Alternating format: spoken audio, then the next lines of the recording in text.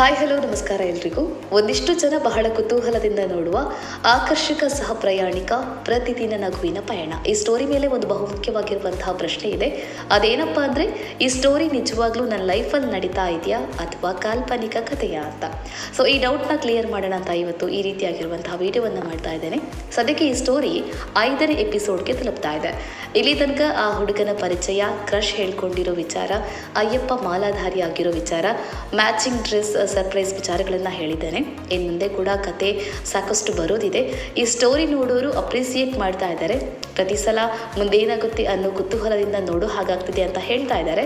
ಜೊತೆಗೆ ಈ story ಬರೆಯೋಕೆ inspiration ಏನಾದರೂ ಇದೆಯಾ, ಆ ಹುಡುಗ ನಿಜವಾಗ್ಲೂ ಇದ್ದಾನಾ, ನೀವು ದಿನ ಹೋಗೋ ಬಸ್ಸಲ್ಲಿ ಸ್ಟೋರಿ ನಡೀತಾ ಇದೆಯಾ, ಈ ಥರದ ಪ್ರಶ್ನೆಗಳನ್ನು ಥಟ್ ಅಂತ ಕೇಳ್ತಾರೆ.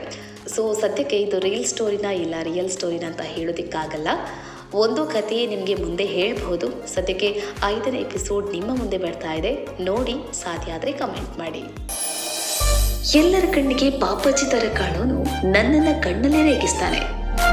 ಬೇರೆ ಹುಡುಗಿರು ಅವನ ಪಕ್ಕದಲ್ಲಿ ಕೂತ್ಕೊಂಡ್ರೆ ಸಿಕ್ಕಾಪಟ್ಟೆ ಗ್ಯಾಪ್ ಮೇಂಟೈನ್ ಮಾಡ್ತಾನೆ.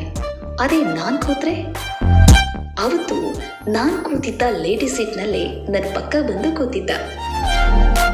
ಅವನು ಕೂಡ ಚಾನ್ಸ್ಗೋಸ್ಕರ ಕಾಯ್ತಾನೆ ಅನ್ಸುತ್ತೆ. ಆಕರ್ಷಕ ಸಹ ಪ್ರಯಾಣಿಕ ಟ್ರಾವೆಲ್ ಸ್ಟೋರಿ.